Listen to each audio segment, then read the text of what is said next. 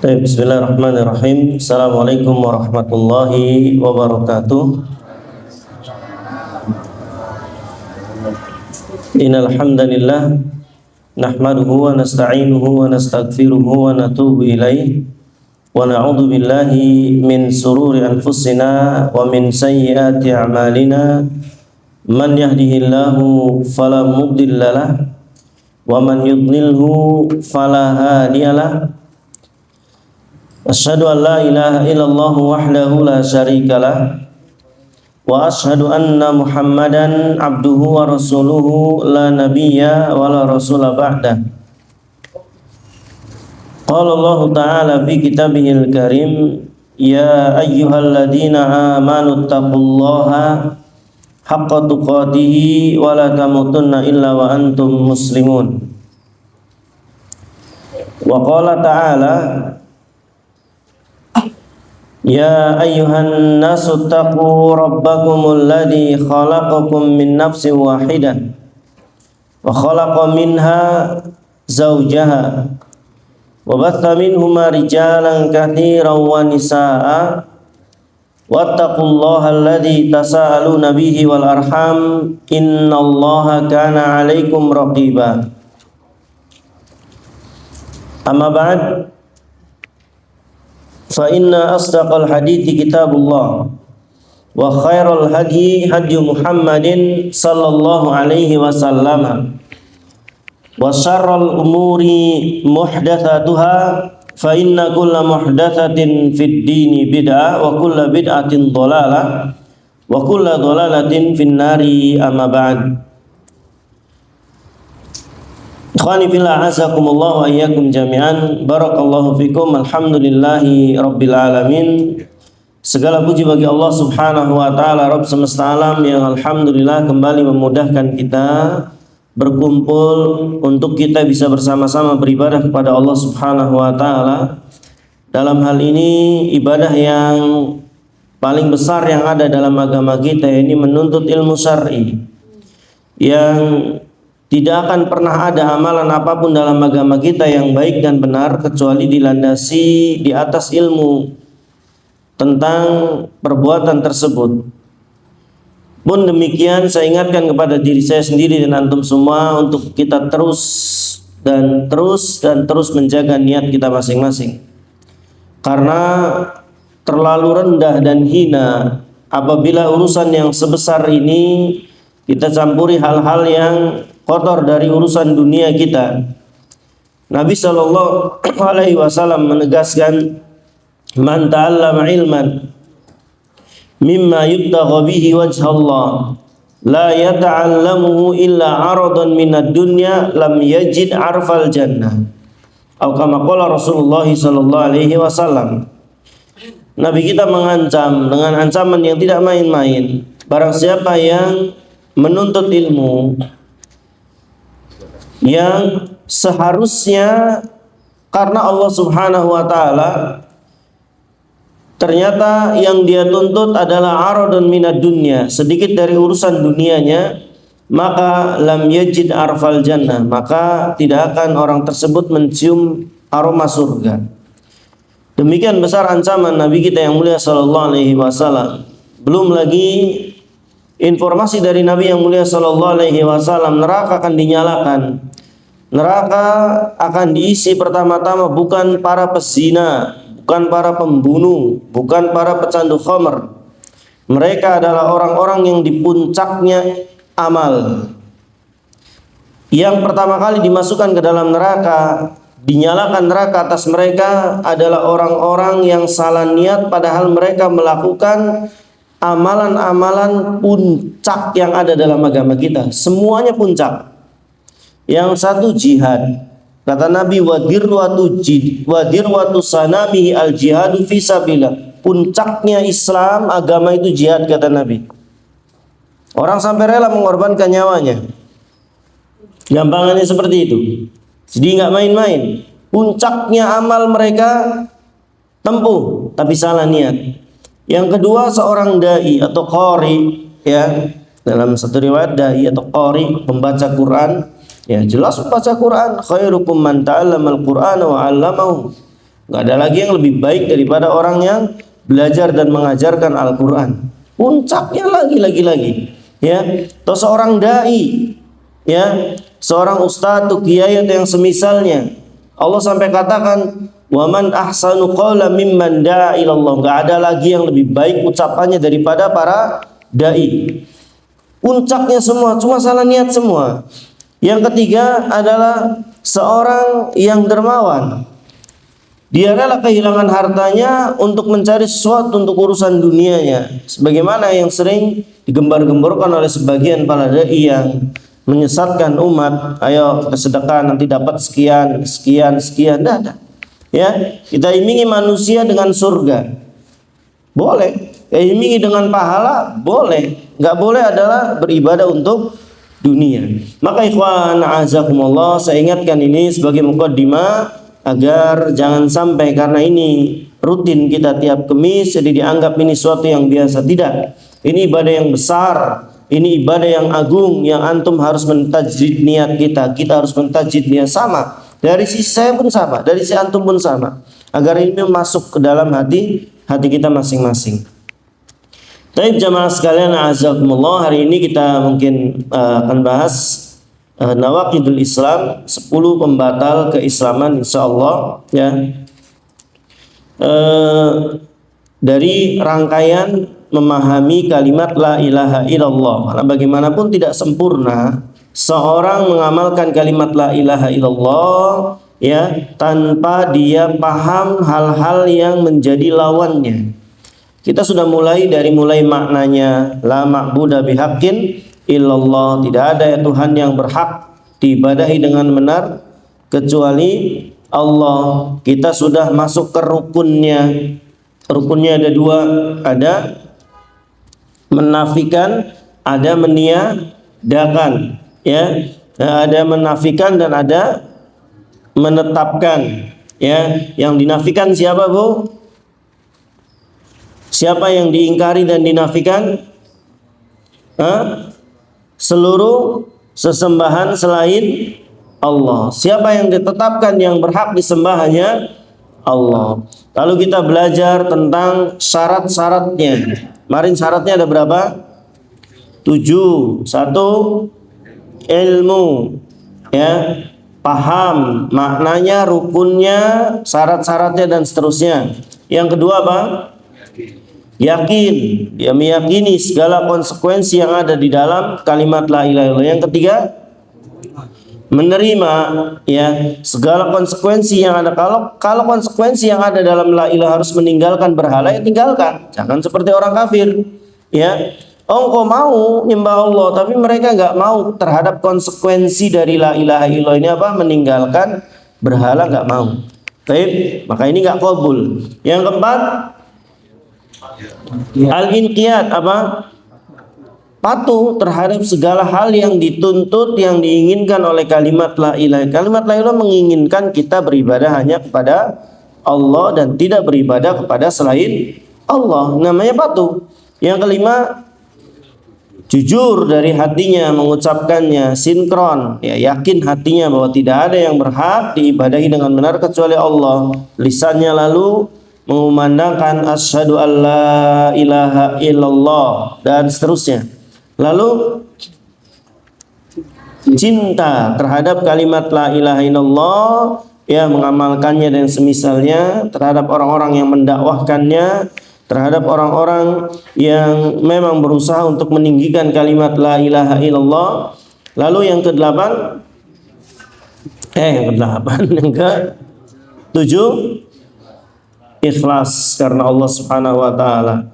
Baik, ikhwan azakumullah, maka sebagai penyempurnanya kita mengetahui hal-hal yang bisa membatalkan kalimat la ilaha illallah. Di sini ada 10. 10 ini Bapak Ibu sekalian, teman-teman semua, bukan batasan. Ingat ya, bukan cuma 10, ya, tapi aglabnya, paling banyaknya, porsi terbesarnya manusia jatuh pada kafiran, ya ini, ya, 10. Maka disebut nawaqidul Islam. Dan pembatal-pembatal keislaman ini, ikhwan a'azakumullah, nanti kita tidak serta-merta ketika ada orang yang melakukan satu dari 10 hal ini, kita katakan Anda kafir, keluar dari Islam, nggak boleh dikubur di kuburan orang muslim, nggak ada waris mewarisi, maka ikhwan a'azakumullah, ya, maka perlu dilihat 4 hal yang sudah kita jelaskan, ya. Apakah orang itu sudah ada yang mendakwahi? Masih ingat ini? Sudah ada belum dia yang mendakwahi? Paham? Jangan-jangan belum ada yang dakwahi dia. Oh, Ustaz, sekarang kan sudah media kemana-mana. Iya, kalau bisa baca. Ya, kalau dia bisa baca, taruhlah bisa baca misalkan, ikhwan azab, ternyata tidak mudeng apa yang dibaca. Maka yang kedua apa? Dia harus faham terhadap dakwah ini. Ya, orang harus paham dulu. Ya, baru nanti setelah itu melangkah yang 3 apa kemarin? Setelah sudah ada yang mendakwahi, dia paham, tidak ada yang memaksa dia dalam melakukan kekafiran ini. Lalu yang terakhir apa? Dia dalam kondisi sadar, tidak lupa. Ya, dia nggak lupa, dia melakukannya sadar, ini dalam kondisi sadar dia melakukannya, maka ini jatuh kepadanya hukum-hukum yang ada. Apa saja, kan hanya masalah kafiran. Taib ikhwan a'azakumullah, semoga waktunya cukup ya. Kita agak ngebut dikit, tapi insya Allah nggak mengurangi isi dari apa yang akan kita sampaikan. Aslinya panjang, ini pernah di beberapa masjid untuk daurah Ramadan, ya untuk 10 hari memang. Ya, satu pembatal ini kita bahas 1 jam. Cuman karena insya Allah antum pinter-pinter, jadi 10 ini jadi 1 jam. Ya, insya Allah. Baik, ya materi 10 hari untuk 1 jam. Baik, ikhwan a'azakumullah. Yang pertama dan yang paling besar, yang paling tinggi, tentu syirik kepada Allah Subhanahu wa taala. Ini pembatal yang pertama. Saya nggak usah tulis ya. Udah ada PDF semua kan katanya? Sudah ada belum? Nah, ya. Yang pertama adalah kesyirikan kepada Allah Subhanahu wa taala dalam ibadah. Ya, dalam ibadah. Berbuat syirik kepada Allah dalam ibadah. Ini yang pertama. Dalilnya banyak bahwa syirik ini adalah dosa besar, dosa sudah kita sampaikan di awal bab sebelumnya yang takut kepada syirik, ya. Ada berapa, masih ingat nggak bahaya kesyirikan? 1, siapa yang bisa menyebutkan? Fadhal. Materi bab sebelumnya, kita kan di bab sekarang, nah bab sebelumnya. Apa aja bahayanya? Syirik 1, mengeluarkan manusia dari agama Islam. 2, membatalkan seluruh amalnya. Yang 3, apa Bu?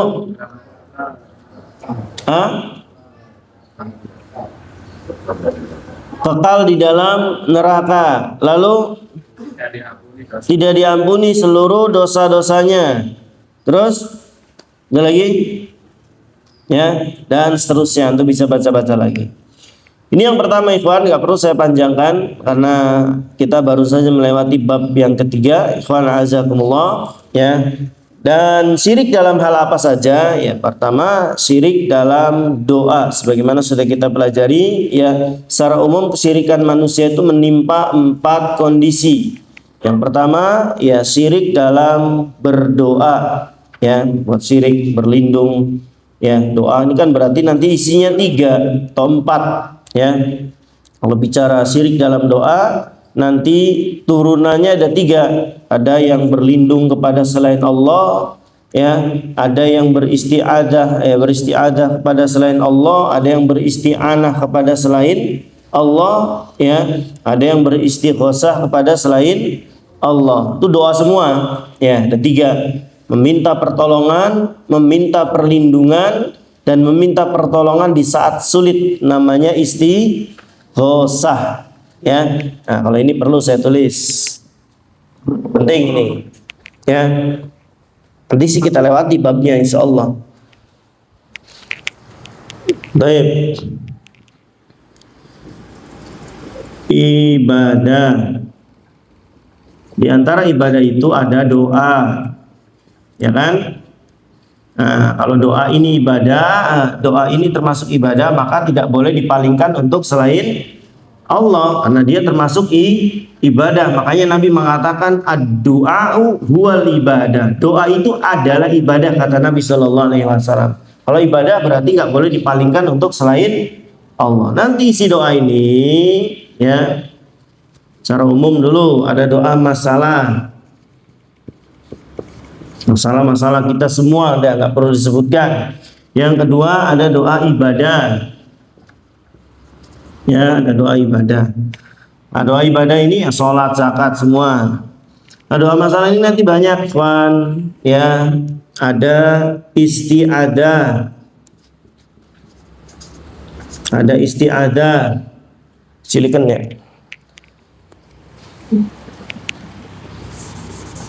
Dari sini juga kita akan paham, ya, kenapa orang yang punten-punten ke pojokan itu kita katakan berbuat kesyirikan, meskipun nggak nyembah, karena dia berdoa, doa itu masuk ibadah.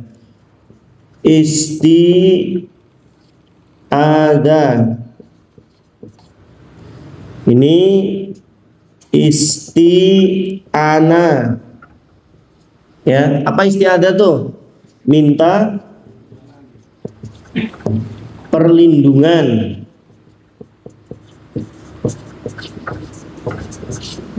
Kurang gede berarti gini.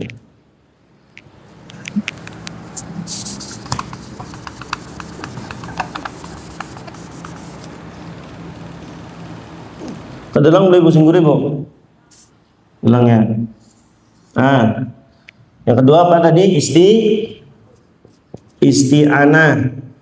Apa isti'anah tuh? Minta pertolongan.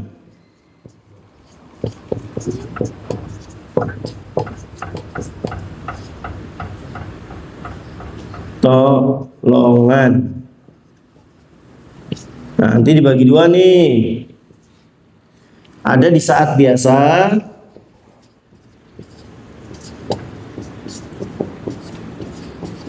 tuh sekarang nih, minta tolong dibantu untuk sholat, dibantu untuk ngaji, minta tolong dibantu untuk memahami pelajaran. Nih biasalah isti'anah kita tiap hari. Ya Hayyu ya Qayyum bi rahmatika, isti'anah tiap hari. Ada isti'anah saat sulit. Saat sulit, terjepit, inilah yang dimaksud istighosah. Pernah dengar ya? Istighosah. Jadi istighosah itu permintaan pertolongan, ya, perbantuan kepada Allah saat sulit. Ini semua nggak boleh dipalingkan kepada selain Allah. Kenapa? Karena ini doa. Doa adalah ibadah. Paham ya? Paham tak? Baik. Gampang insyaallah. Maka kalau bicara syirik, mau syirik dalam doa, ya, pertama tadi ada syirik dalam niat. Masih nulis itu tah? Sok. Kelihatan nggak Mas Afid dari sini?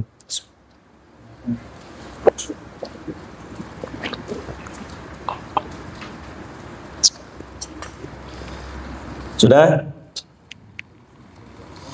Kang Gelis nulisnya. Sudah, Mamus? Tapi azakumullah. Yang kedua, ya ada syirik, tadi syirik dalam doa, ada syirik dalam niat, semacam nih, ya, ada riya, ya, ada iradatul insan bi amalihi ad-dunya, ya, ada riya tadi, ingin pujian, ingin sanjungan semisalnya, yaitu syirik-syirik dalam masalah niat. Atau syirik dalam ketaatan, ya, sudah kita bahas. Atau syirik dalam mahabbah, ya, syirik dalam kecintaan. Ini manusia biasanya salah satu atau dua, tiga, bahkan mungkin empat-empatnya jatuh pada 4 macam kesyirikan ini. Syirik dalam doa, syirik dalam niat, yang ketiga syirik dalam taat, Yang keempat syirik dalam cinta. Ya, nanti ada sendiri pembahasan secara khusus. Ini yang pertama, Bapak Ibu sekalian, ya, kesyirikan. Tadi saya katakan kita nggak perpanjang yang pertama karena memang sudah barusan dibahas di bab sebelumnya. Yang kedua, ikhwan a'azakumullah, pembatal keislaman yang kedua atau nawaqidul Islam yang kedua adalah ya membuat perantara atau wasilah antara dia dengan Allah. Ini penting nih yang kedua nih, ya. Berawal dari menyamakan Allah Subhanahu wa taala dengan makhluknya sebagaimana yang sudah pernah kita jelaskan. Ada sebagian manusia menyamakan kita aja kalau mau ketemu presiden katanya, kalau mau ketemu pejabat pemimpin ya, kita harus lewat ajudannya, harus lewat menterinya. Ya, ini kesalahan fatal. Ya kalau presiden pemimpin butuh anggota. Dia mau ngecek laut nggak mungkin ke laut sendiri. Mau ngecek hutan nggak mungkin ke hutan. Mau ngecek gas nggak mungkin dia terjun ke situ. Ya, dia keterbatasan kemampuan, keterbatasan waktu, keterbatasan tenaga, maka butuh bantuan. Wajar. Ya. Sekarang Allah Subhanahu wa taala ngatur langit butuh siapa? Ingat kalau Anda bilang Allah butuh bantuan, Allah punya kelemahan. Konsekuensinya itu. Kalau Anda bilang Allah butuh bantuan atau dibantu, berarti Allah punya kelemahan yang harus dibantu. Saya nih ngapusnya minta tolong Pak Mus, lemah. Misalkan ya tekanannya kurang kuat sehingga nggak benar-benar bersih. Ya wajar. Ya. Sekarang Allah butuh siapa? Ini kesalahan fatal, ikhwan. Berawal dari sini sebagian manusia ya menjadikan antara dirinya dengan Allah ada wasilah. Dalam agama kita, ikhwan a'azakumullah, ya, tahu biasa kita sering dengar dengan istilah tawassul. Ya. Tawasul secara umum dibagi menjadi dua. Ada tawasul yang syar'i yang dibolehkan, ada tawasul yang tidak diperbolehkan. Paham? Ada tawasul yang diperbolehkan, contoh tawasul dengan Asmaul Husna. Antum mau kaya, maka ya Allah, ya Hayy ya Qayyum, ya Ghani, ya Razzaq, ya Mu'ti, wahai Allah yang maha kaya, yang maha pemberi rizki, yang maha memberi, berikan kecukupan kepada keluarga kami. Paham? Ini namanya bertawasul dengan Asmaul Husna. Antum mau ilmu, panggil nama Allah Al-Alim, ya Alim, wahai yang maha berilmu, berikan kepada kami ilmu yang bermanfaat. Ya, antum minta ya segala sesuatu boleh dengan Asmaul Husna. Ya, atau antum ikhwan a'azakumullah bertawasul dengan amal soleh yang pernah antum lakukan. Ini pernah dilakukan oleh 3 laki-laki yang terperangkap dalam goa. Ya, seingat Buya kisahnya ya. Yang pertama, dan mereka melakukan amal soleh di sini, dan amal soleh ini yang diterima oleh Allah Subhanahu wa taala tentunya.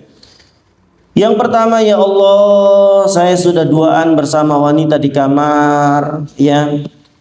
Ya, kalaupun terjadi perzinahan udah bisa di situ, udah tertutup kamarnya, sudah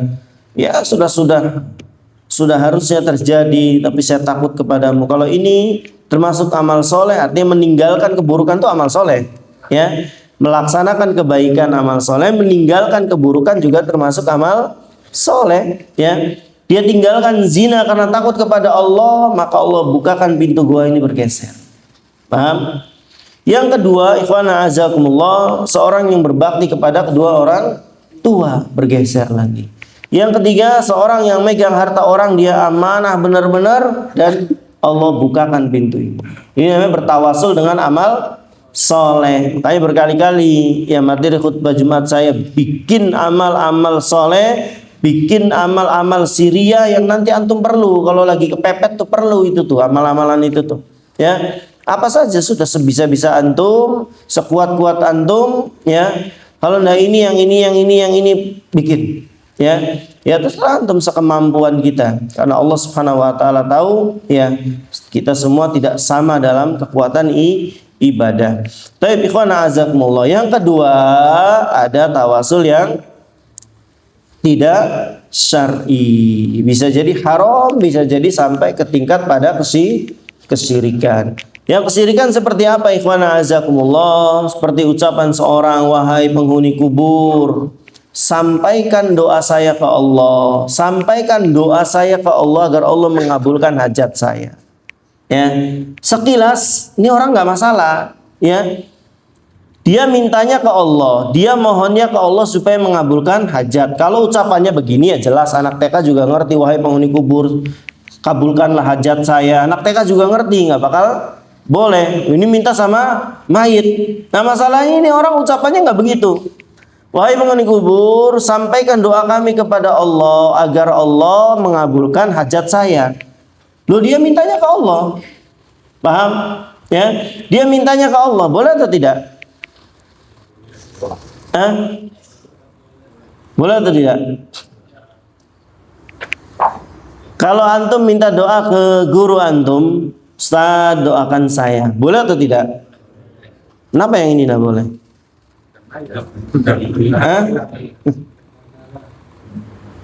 Anggaplah Mas Safid ini murid saya. Salim dulu coba. Ya, anggaplah beliau murid saya. Sekarang minta doakan. Ustaz, doakan saya. Antum mau didoain apa kira-kira? Panjang umur bahaya kalau panjang umur aja. Panjang umur di atas ketaatan kepada Allah. Allahumma amin misalkan. Benar, ternyata sampai 101 tahun. Mau nggak? Bahaya dong. Disangka beli pegel sih. Ya. Khana azakumullah, anggaplah ya terjadi dan boleh ya. Sudah saya wafat, boleh nggak beliau datangi lagi? Udah 100 tahun dulu Ustaz, antum doain saya panjang umur. 100 ternyata capek, saya udah mangap aja udah susah ya, melek aja sudah susah karena kelopak matanya biasanya jadi nutup ya kalau udah tua tuh. Doain saya lagi Ustaz, minta sama Allah supaya saya cepat mati. Boleh enggak?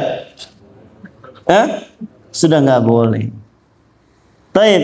Yang pertama jelas minta doa kepada orang masih hidup yang soleh ya, benar-benar ya, seperti yang diperintahkan oleh Nabi kepada Umar bin Khattab meminta doa kepada Uwais al-Qarni. Jadi orang soleh pun patokannya bukan ustaz aja, ingat. Taib. Uwais al-Qarni bukan ulama besar. Paham? Mana karya dia? Ya, dia soleh karena berbakti kepada kedua orang tuanya. Jadi soleh itu tidak mesti antum duduk di mimbar seperti ini, enggak. Ya, antum melihat ini orang masya Allah ibadahnya kuat, ya adalah tanda-tanda kesolehan baik. Antum minta doa ke dia, ya. Tapi saya ingatkan, yang terbaik adalah apa yang Allah katakan, ud'uni astajib, doa sendiri yang paling baik. Karena bagaimanapun lebih tulus doa sendiri daripada doain orang lain, maksud saya. Paham nggak? Saya minta untuk saya sendiri, kira-kira ya serius saya. Ya, daripada saya doain antum, ya mungkin ya. Saya nggak menginginkan apa-apa, tapi artinya ikhwana azakumullah, usahakan segala sesuatunya mandiri dan jangan bergantung kepada manusia. Tapi urusan boleh atau tidak adalah boleh. Ini akidah juga soalnya. Agar jangan meletakkan harapan kepada selain Allah. Baik. Yang kedua, ini orang yang tadi mengatakan, wahai penghuni kubur, sampaikan doa saya kepada Allah agar Allah mengabulkan ini. Ini kesyirikan. Loh Ustaz, dia kan nggak nyembah mayit, dia juga nggak nyembah penghuni kubur, dia juga nggak minta kepada penghuni kubur. Maka kita katakan, titik kesyirikannya bukan pada menyembah. Ya, apa itu? Dia meyakini secara tidak langsung satu mayit ini mampu mendengar doa dia dari kejauhan secara ghaib. Berarti ada as-sami', ada yang maha mendengar selain Allah. Ada yang maha mengetahui hajat orang yang berdoa di atasnya, yaitu tadi orang-orang tadi selain Allah. Ada al-alim, ada as-sami' selain Allah. maka jatuh syiriknya pada syirik asma was sifat. Paham? Paham enggak? Ya, ini titik kesyirikannya ikhwan azakumullah. Jadi antum jangan keder, iya ya. Dia kan mintanya sama Allah, enggak apa-apa, enggak. Ya, ketika dia ucapkan itu, kalau orangnya masih hidup, ya, walinya masih hidup, ustadznya masih hidup, syekhnya masih hidup, enggak masalah kita. Ya. Ketika sudah wafat, dan ini terjadi di zaman Nabi, ketika paceklik, sahabat datang kepada Rasulullah, ya Rasulullah, ternaknya pada kehausan, pada mati, tanamannya pada mati, mohon kepada Allah, doakan kepada Allah agar turun hujan. Nabi wafat, paceklik datang lagi. Mereka tinggal di Madinah loh, tinggal ngelangkah ke kuburan Nabi. Wahai Rasulullah, paceklik lagi. Enggak, datang ke siapa? Abbas bin Abdul Muthalib. Ya, dijelaskan, wahai Abbas, dulu kami minta kepada Rasulullah sallallahu alaihi wasallam, beliau sekarang telah wafat, maka mintalah kepada Allah, kami minta kepada engkau agar berdoa kepada Allah, ya, untuk mendoakan. Maka Abbas berdoa dan hujan tuh. Paham? Ya, enggak kok Nabi. Ini jenazah paling mulia Rasulullah sallallahu alaihi wasallam. Ketika ada yang sakit di kalangan mereka, dulu gampang, minta ludahnya Nabi selesai. Ya, minta keringatnya Nabi selesai, minta potongan rambutnya Nabi selesai. Ketika Nabi sudah wafat, ada yang sakit, bahkan anak-anaknya Nabi sallallahu alaihi wasallam, cucu-cucunya sakit, tidak ada ngeruk-ngeruk kuburan Nabi.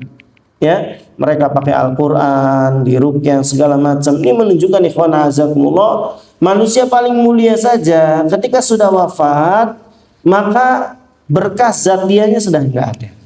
Ya, keberkahan secara zatiahnya.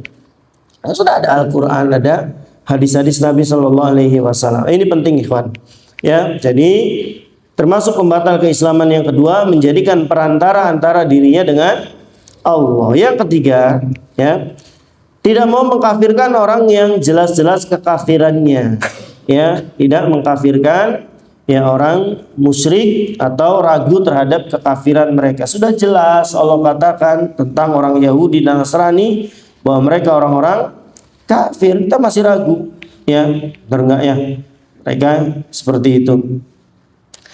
Dalam surat Al-Baqarah, ikhwan azakumullah, dalam surat Al-Baqarah ayat 256, ya, ini enggak boleh kita ragu terhadap kekafiran orang kafir.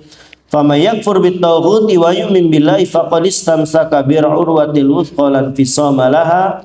Ya wallahu sami'un alim. Barang siapa yang kafir kepada tauhid dan beriman kepada Allah, ya, maka dia telah berpegang pada tali yang kuat. Ya, artinya ikhwan azakumullah, wajib kita mengingkari orang-orang kafir tersebut dan mengatakan bahwa mereka telah dikafirkan oleh Allah Subhanahu wa taala. Baik, ini yang ketiga. Insyaallah nggak ada banyak yang ketiga ini, artinya jelas Yahudi, Nasrani atau agama-agama penyembah berhala, ya, karena agama dua, ada yang memang agama samawi, ada agama yang non samawi. Ya, agama samawi hanya ada dua, agama Yahudi dan Nasrani. Non samawi banyak banget, ya, nyembah patung, nyembah kuburan, nyembah batu, nyembah kayu, macam-macam, nyembah jimat-jimat yang semisalnya. Ini bukan agama-agama samawi, artinya agama yang sebelumnya nggak pernah ada, ya. Beda dengan Yahudi dan Nasrani, pernah ada nabinya, pernah ada kitabnya, ya. Yang lain tidak ada, ya. Tapi ikhwan azakumullah, ini yang keberapa? 3. Yang keempat, ini hati-hati nih, yang keempat nih Bu, ya. Yang keempat adalah barang siapa yang berkeyakinan bahwa petunjuk selain Nabi Muhammad SAW lebih sempurna daripada petunjuk Nabi. Hati-hati nih, ya. Banyak sering saya dengar tuh, lihat orang-orang Jepang, ya, lebih hebat daripada Indonesia. Iya, kalau komparasinya dengan Indonesia, iya. Ya, kalau dikomparasinya mungkin Jepangnya dengan Indonesia mungkin iya. Tapi kalau dikomparasinya mau dari manapun dengan Islam, saya jamin Islam akan lebih baik. Paham ucapan saya? Kalau komparasinya Indonesia dengan Jepang, Indonesia dengan ini, Indonesia dengan ini, ya iya. Ya, dari semua mungkin hal, misalkan. Tapi kalau dikomparasinya dengan Islam, akhlaknya Islam, adabnya Islam, aturannya Islam, wallah, demi Allah Islam pasti jauh lebih baik. Kita tidak bicara ibadah, wah jelas ibadah lebih diatur lagi.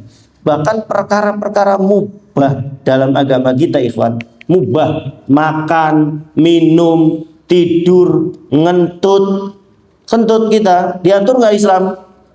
Diatur. Jangan pernah mentertawakan kentut. Baca di kitab Riyadhus Shalihin. Itu teguran dari Nabi SAW, tidak boleh mentertawakan kentut. Ya, karena dia kenikmatan salah satunya. Cuma ya kentutnya juga ya harus tahu kondisi. Ruangannya nutup, lagi makan, nembak di situ juga nggak bagus seperti ini, kurang adab juga seperti ini kan. Ya, lihat kondisi memang. Ya, tapi kita sebagai yang ini tidak boleh sampai sedemikian, bahkan ngeludah. Ya perkara bukan ibadah, perkara-perkara manusia bisa diatur kita, ikhwan. Ya, jangan meludah ke arah kiblat, jangan meludah di sekitar masjid. Aturan Islam. Apalagi kalau kita bicara ibadah, ya bicara ibadah nyembelih hewan, tidak ada satupun agama yang lebih baik ngatur urusan manusia dengan hewan. Sampai urusan dengan hewan.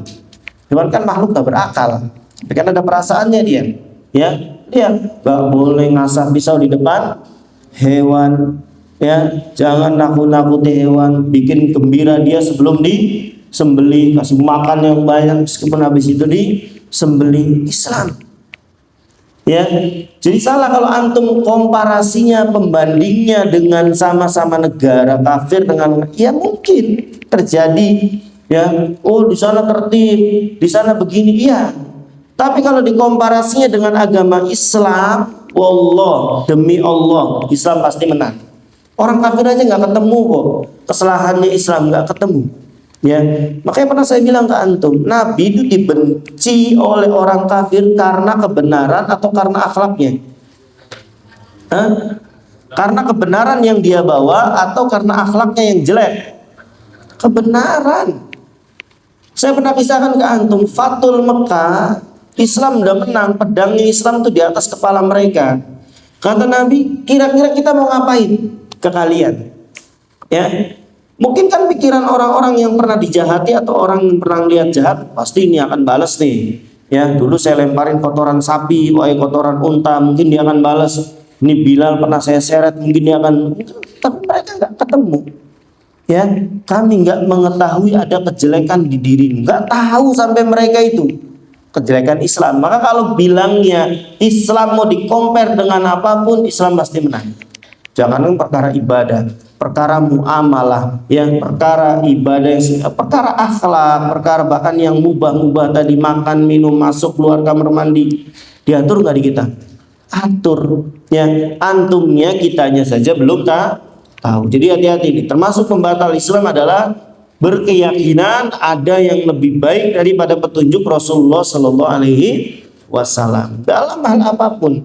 Ya, termasuk dalam hal makanan, yang terbaik adalah makanan yang dimakan Nabi, karena beliau SAW memakan sesuatu yang terbaik. Makanya awas, hati-hati itu. Ya, ini sedikit melebar. Propaganda, jangan makan daging kambing, makanlah daging sapi. Enggak, ikhwan. Ya, nah, ada yang bilang begitu. Rasulullah makan yang terbaik, bahkan daging kambing adalah daging yang terbaik. Ya, saya kalau nggak sembuh-sembuh harus makan daging kambing, betul sembuh. Coba. Ya jangan macam-macam masaknya, jangan digulai, gini. Saya bicara daging kambingnya, bukan cara masaknya. Silakan. Contoh, ikhwan azakumullah, ya diarahkan ke sapi, diarahkan ke ayam. Enggak. Yang terbaik adalah apa yang dimakan oleh Nabi Shallallahu Alaihi Wasallam. Ada yang nggak doyan daging kambing sini? Nggak bisa berteman dengan saya maksudnya. Ya, yang nggak doyan kambing dan nggak doyan duren, antum ya Mas Afid? Doyan tak? Taib, alhamdulillah. Sherlock. Taib ikhwan, jadi jangan sampai ada keyakinan di hati kita bahwa ada petunjuk yang lebih baik daripada petunjuk Rasulullah Sallallahu Alaihi Wasallam. Ya, atau berkeyakinan bahwa ya hukum selain hukum Nabi lebih baik daripada hukumnya. Ya, ada kan orang-orang sudah Allah dan Rasulullah tetapkan waris itu pembagiannya begini. Ya kan sama-sama anak, sama-sama ngurusin, bagi rata aja sih. Ini namanya mengganti hukum yang sudah ada. Ya, urusan nanti bagaimana ada saudara kita misal 5 keluarga, 4 udah punya rumah, 1 belum misal, udahlah buat ini aja. Nanti urusan inian nih nanti. Bagi sesuai syariat Islam dulu, Kang Sugi-Sugi yang ngerti ini ada anak kelima belum punya rumah, ekonomi masih monggo jatahnya ya udah saya kasih sebagian untuk kamu.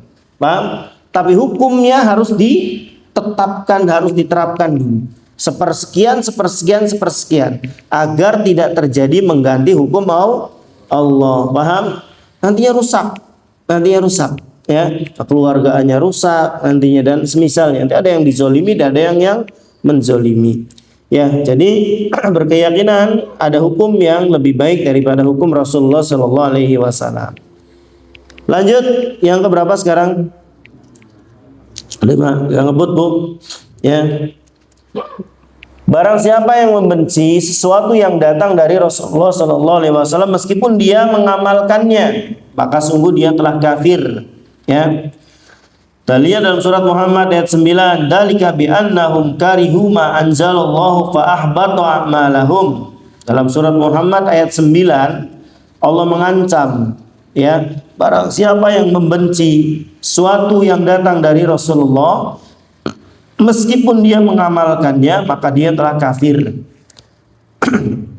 Dalam surat Muhammad ayat 9, "Dzalika bi annahum karihu." Yang demikian itu karena mereka karihu membenci ma'anzalallah, apa yang telah diturunkan oleh Allah berupa dalil-dalil, keterangan, keputusan. Fa'ahbatu a'malahum, maka Allah menghapuskan ya pahala dari amal-amal mereka. Ini menunjukkan bahwa orang yang membenci sesuatu yang datang dari Nabi Shallallahu Alaihi Wasallam sudah dia tahu dan dia ngerti, tidak ada yang memaksa dia dan semisalnya, maka dia telah kafir a'malahum, ya, fa'ahbatu a'malahum, akan hapus seluruh amal-amalnya.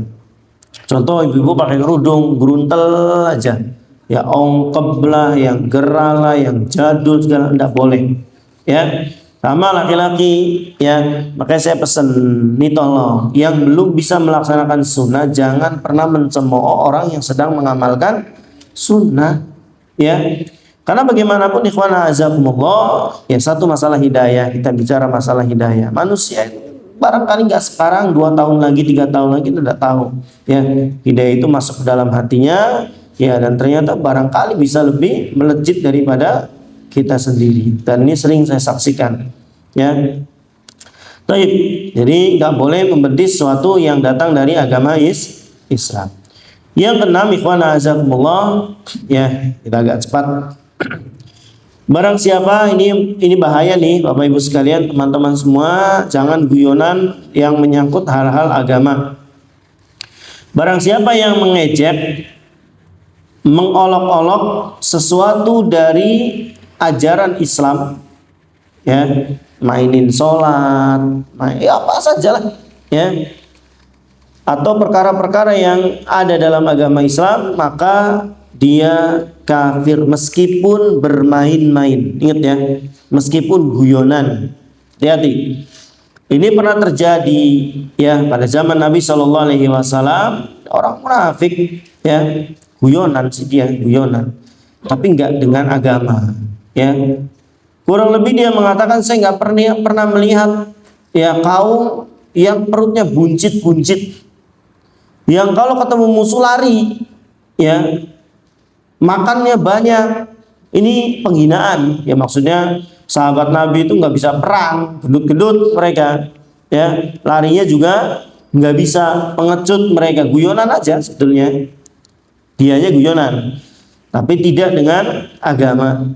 Ya, akhirnya kata sahabat yang lain, saya laporkan kamu kepada Rasulullah SAW. Akhirnya dia ngejar, ya, bahkan Nabi di atas kudanya nggak peduli, pokoknya Nabi nggak ngeladenin sama sekali sampai dia seperti terseret-seret, ya, saking ingin minta maafnya. Karena sudah Allah turunkan firman Allah dalam surat At-Taubah ayat, ya, 65-66. Ini hati-hati Bapak Ibu sekalian, jangan guyonan yang menyangkut agama. Masih banyak kan kita guyonan tuh bercanda itu masih banyak. Jangan menyangkut hal-hal yang sifatnya berbau agama, ya. Dalam surat At-Taubah ayat berapa tadi? 65 66. Qul abillahi wa ayatihi wa rasulihi kuntum tastahzi'un la ta'tadiru qad kafartum ba'da imanikum. Qul, katakan Muhammad kepada orang-orang yang tadi guyonan, mengolok-olok, mengejek suatu dari agama Islam ini, ya, jenggot kayak kambing misalkan, ya, orang kudung besar kayak ninja misalnya, yang semisalnya ini hati-hati, ya, celana cingkrang kayak kebakaran, kebanjiran semisalnya, hati-hati ikhwan azakumullah, ini semua istihza, ya. Sudah orangnya paham, ngerti, ini nggak boleh dicela, dia masih melakukan, lihat ayat ini. Qul abillahi, katakan Muhammad kepada mereka, apakah dengan ayat-ayat dengan Allah, awa ayatihi, dengan ayat-ayat Allah, dengan Rasul-Rasul Allah, kuntum tastahzi'un, ya kalian berolok-olok atau selalu ya guyonan dengan Allah, dengan ayat-ayat Allah, dengan Rasulnya. Allah katakan la ta'tadiru, tidak usah minta maaf, kata Allah, tidak usah minta maaf. Qad kafartum ba'da imanikum, sungguh kamu telah kafir sesudah kamu beriman. Hati-hati. Allah katakan la ta'tadiru, sudah nggak usah minta maaf, kalian sudah kafir, sudah kalian beriman. Pertanyaannya, bagaimana kalau orang taubatan nasuha, apakah Allah maafkan? Iya. Kalau Allah, ya, kalau dia dengan taubatan nasuha berjanji tidak akan mengulangi, maka ikhwan azakumullah, ya, tentu Allah Maha Pengampun dan Maha Pemaaf, ya. Yang keberapa sekarang? 7. Ini juga penting, ikhwan azakumullah. Termasuk pembatal keislaman yang ketujuh adalah melakukan sihir. Baik dia melakukan sendiri atau minta orang lain untuk melakukan sihir, atau dia menulis surat atau WA untuk nyihir orang lain. Hati-hati, ya. Sekarang ya, saya dapat info dari beberapa jamaah di online shop, ya, mau toko oranye, mau toko kuning, mau toko hijau, sekarang ada layanan tebak apa nih? Tebak kartu tuh apa namanya sih tuh? Apa? Tarot, ya, tebak tarot. Antum pernah tak? Tahu? Ya, iya, tebak kartu. Nanti dia pilih dari etalase-etalase yang ada, ya, dia pilih, nanti dibacakan. Oh, ini misalnya. Lihat, ya. Ini sama saja, kata Nabi, orang yang minta orang yang melakukan, orang yang meminta, atau orang yang hal seperti ini membaca, atau iseng-iseng baca zodiak, hati-hati. Itu termasuk perkara yang diharamkan dan perkara yang mengandung kesirikan di dalamnya, ya. Zodiak, tebakan-tebakan yang mengandung rajman bil ghaib, ada terkaan terhadap perkara yang ghaib, hati-hati, ya. Sihir ya banyak, nanti ini bahasanya nanti ada sendiri insyaallah, ya, di agak tengah, ya, bahasan masalah ilmu sihir. Dan ini hukumnya kafir berdasarkan firman Allah surat Al-Baqarah ayat 102, wa ma yu'allimani min ahadin hatta yaqula innama nahnu fitnatun fala takfur. Ya, dan tidaklah keduanya mengajarkan suatu, ya, pada seorang pun hingga keduanya mengatakan sungguhnya kami hanyalah cobaan bagimu, sebab itu janganlah kamu kafir, ya. Baik sihir yang hanya mempengaruhi mata kayak sulap-sulap, ya, atau yang terjadi pada zamannya Nabi Musa. Nabi Musa kena sihir kan matanya, dia mendeteksi tali-tali itu sebagai ular, matanya kena. Nabi juga pernah kena sihir, ya, yang buhulnya dibuat dari sisir, potongan rambut, dan mayang pohon kurma jantan, ya, entah bagaimana ngeraciknya, dicelupkan di dalam sumur, maka Nabi tersihir selama sebulan, ya, seperti mendatangi istrinya, seperti menggauli istrinya, padahal enggak. Ini efeknya enggak ngefek ke hafalan, enggak ngefek ke keimanan, enggak, ya, macam-macam pengaruh sihir nanti. Ada yang kena jiwa, bikin was-was, bikin gelisah, bikin kacau hidupnya, malas ibadah. Ada yang kena fisiknya, ya macam-macam. Nanti insya Allah pada babnya 4 bab bergandengan nanti, ya, tentang masalah sihir, babu maja fis sihir, terus min anwa'is sihir, terus tentang nusrohnya, tentang hukum yang mendatangi semisal. Nanti 4 bab ini berderet-deret. Yang ke-8 ikhwan azakumullah, berarti yang ke-7 adalah melakukan ilmu sihir, ya. Yang ke-8 membantu kaum musyrikin atau orang kafir dalam memberi pertolongan kepada mereka dalam memusuhi atau memerangi kaum muslimin. Ini hati-hati, termasuk pembatal keislaman. Apa itu? Menolong orang kafir dalam memerangi orang muslim. Ya, makanya alhamdulillah pemerintah Indonesia melewat Dewan Fatwa MUI-nya, ya, memberikan keputusan wajibnya memboikot produk-produk yang terafiliasi dengan para penjajah di seluruh dunia, ya. Sebutkan draft-draftnya, ya, kita harus ikutin ikhwan, ya. Jangan Ustaz, itu rasanya lebih enak, antum hanya karena urusan lebih enak, itu ada darah kaum muslimin di sana ditumpahkan, ya. Ini rasanya lebih murah, ndak ikhwan azakumullah. Lihat ayatnya dalam surat Al-Maidah ayat 51. Wa may yatawallahum minkum fa innahu minhum innallaha la yahdil qaumadh dhalimin. Barang siapa di antara kalian menjadikan mereka sebagai pemimpin teman setia, maka sungguhnya orang-orang tersebut termasuk golongan mereka, ya. Sungguhnya Allah tidak memberi petunjuk kepada orang-orang zalim, ya. Jadi hati-hati ikhwan, ya. Termasuk bala bantuan, pikiran, tenaga, bahkan mungkin harta pembelian kita, hati-hati, ya. Dan tentu kita tidak melawan pemerintah, justru pemerintah yang menyuruh dan mengajak kita untuk memboikot beberapa produk yang terafiliasi dari sana. Kecuali memang tidak ada lagi, antum butuh, nggak masalah, paham, ya, karena zatnya, bendanya adalah yang halal. Baik. Yang ke-9, pembatal ke-9 ikhwan azakumullah, ini barang siapa yang meyakini bahwa ada manusia yang boleh keluar dari syariat Rasulullah Sallallahu Alaihi Wasallam, ya, ada manusia yang boleh keluar dari syariat Nabi Sallallahu Alaihi Wasallam. Lihat ini, ya, dalam beberapa sekte sesat dalam agama Islam, saya ingatkan, ada sekte-sekte yang meyakini kalau sudah tingkat makrifat tidak perlu lagi sholat, tidak perlu lagi ini itu. Udah nggak usah banyak dalil. Nabi sampai matinya masih sholat.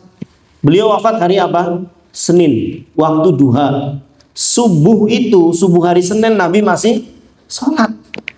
Senin Nabi wafat waktu duha. Waktu duha itu ya berarti waktu sekarang nih, ya, sampai habis. Antara itu, detik jamnya nggak dijelaskan. Di waktu duha, subuh tadi pagi, kalau ini hari Senin ya, subuh tadi pagi Nabi masih sholat. Nabi sampai derajat apa kalau gitu? Masih sholat, cek? Berarti belum sampai derajat makrifat Nabi, masih sholat. Abu Bakar sampai mati sholat, bahkan sebagiannya ditikam saat sholat. Jadi antum jangan mau dibodohi. Gak ada yang boleh keluar dari syariat Rasulullah. Bahkan sekelasnya Nabi Isa alaihi salam, ketika turun nanti dari langit, ya, menjelang hari kiamat untuk membunuh Dajjal, tiba waktu sholat, kata Rasulullah SAW. Tiba waktu sholat. Siapa yang jadi imam? Dia atau Imam Mahdi? Imam Mahdi. Sholatnya seperti Nabi Isa dulu atau seperti Rasulullah? Paham? Nggak ada yang boleh keluar dari syariatnya Nabi SAW. Sudah Nabi diutus siapapun, ya. Bahkan Nabi mengatakan seandainya Musa dan Isa, ya, Musa masih ada, dia harus mengikuti syariatku. Nabi yang katakan, ya, seandainya Musa masih hidup, dia harus mengikuti syariatku. Ini menunjukkan, ya, apalagi antum, apalagi saya. Jadi ikhwan azakumullah, tidak boleh ada yang keluar dari syariat Rasulullah Sallallahu Alaihi Wasallam. Dalilnya dalam surat Al-Imran ayat 85, wa may yabtaghi ghairal islami dinan fala yuqbala minhu wa huwa fil akhirati minal khasirin. Barang siapa yang mencari agama selain Islam, ya, kayaknya ini lebih bagus, ibadah ini lebih baik, misalnya, maka sekali-kali tidak akan diterima kata Allah, dan di akhirat termasuk orang-orang yang rugi. Terakhir, ikhwan azakumullah, ya, pembatal ke-10, nanti antum bisa luaskan sendiri. Ya, ini sekedar cepat saja ya, karena tadi saya katakan di awal, materi ini untuk 10 hari, biasa saya bahas di Ramadan, rutin, ya. Cuman anak antum pinter-pinter, jadi sejam ini 10, insya Allah. Semoga bisa dipahami tapi ya. Yang ke-10 terakhir, berpaling dari agama Islam, tidak mau mempelajarinya dan tidak mau mengamalkannya. Gak mau belajar dan gak mau beramal.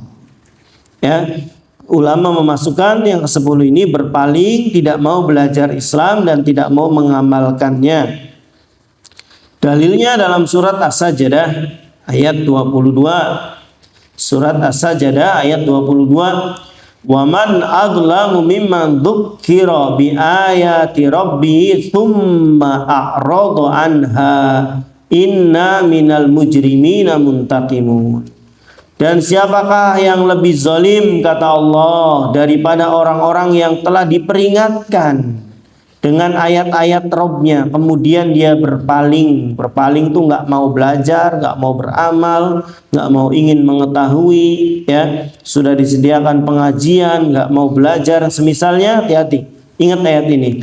Wa man adlamu mimman dzukira bi ayati rabbih tsumma a'rada anha, kemudian dia berpaling, sungguhnya kami akan memberi balasan kepada orang-orang berdosa. Ayat ini juga jangan salah dipahami, ya Fan, ya saya katakan pada antum, ya, jangan waktu dihabiskan untuk pergi ke pengajian sana sini, habis keluarga antum tidak diberikan haknya. Ini saya tidak suka, ikhwan. Ya minimal seminggu sekali rabi di Jakning Alfamaret misalkan, kan minimal bu. Ya syukur-syukur ada adoning pasar malam misalkan sekali. Jangan langsung ngaji, enggak ikhwan. Yang lain juga ngaji, semua juga ngaji, tapi ada waktu untuk keluarganya. Ya, keluarganya. Enggak boleh. Semuanya punya hak, Allah punya hak, Rasulullah punya hak, kaum muslimin yang lain punya hak, kita pun punya hak untuk pinter, keluarga kita pun punya hak untuk pinter. Ya, jangan pinter sendiri aja, dan mereka juga punya hak untuk atas antum, ya, dan semisalnya. Ini penting. Tapi ya masalah ini tentu ya dipertimbangkan, ya. Nggak bagus juga tiap hari jalan-jalan nggak pernah ngaji, ya salah juga. Sekali ya, seminggu sekali lah antum ajak keluarga untuk tadi ke Alfamart, ya. Aja lu sing saya ketemu ibu, ya. Bila perlu antum ya jangan ikut masuk. Caranya jangan ikut masuk. Antum di parkiran kasih duit 50. Selebihnya biar dia, gitu kan? Itu caranya biar nggak banyak. Gitu Mas Afin? Oh enggak. Masya Allah. Kayaknya beliau ikut masuk. Tapi ikhwan a'azakumullah, ini yang ke-10, berpaling dari agama, tidak mau mempelajarinya dan tidak mau mengamalkannya. Baik, ini sebagai pelengkap saja ikhwan, karena kita sedang masuk di bab tentang masalah tafsiru syahadatu alla ilaha illallah. Alhamdulillah selesai, ya. Nyata antum luar biasa, ya. 10 pembatal dibahas dalam waktu 1 jam. Tapi masih ada waktu, ikhwan azakumullah, barangkali bersoal jawab, masih ada 2 menit.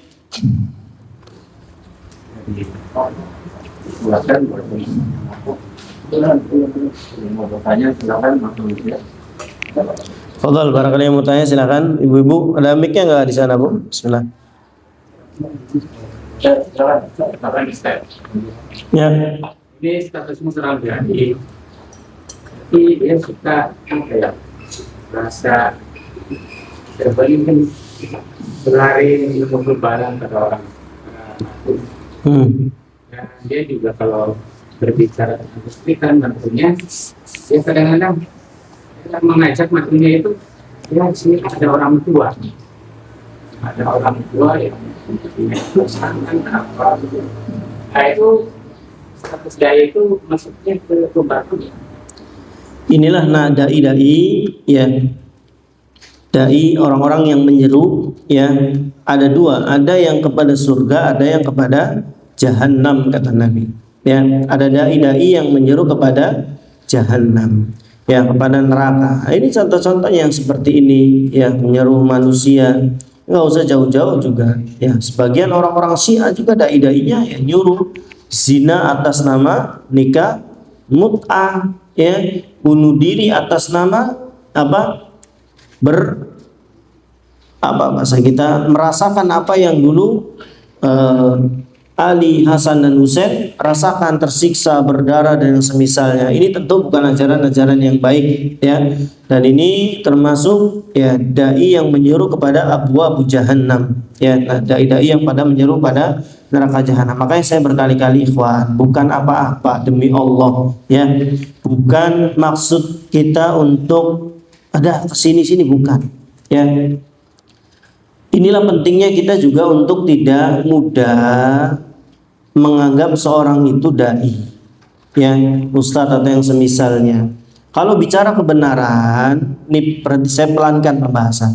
Kalau bicara kebenaran dari siapapun harus antum terima, ya.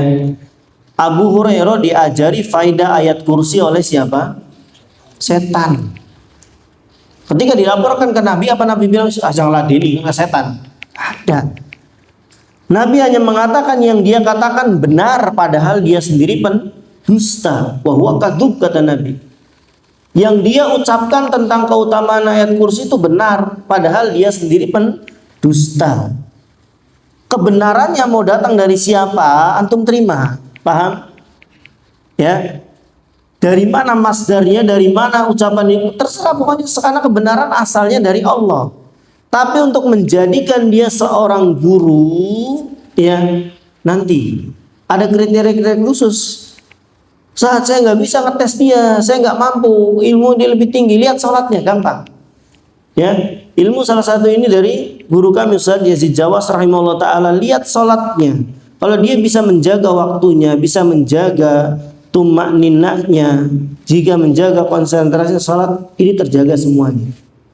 Ya. Orang bisa menjaga sholat dengan segala konsekuensi yang ada, bacaannya, gerakannya, tumak ninaknya, orang itu, ya, kemungkinan besar terjaga seluruh perkaranya.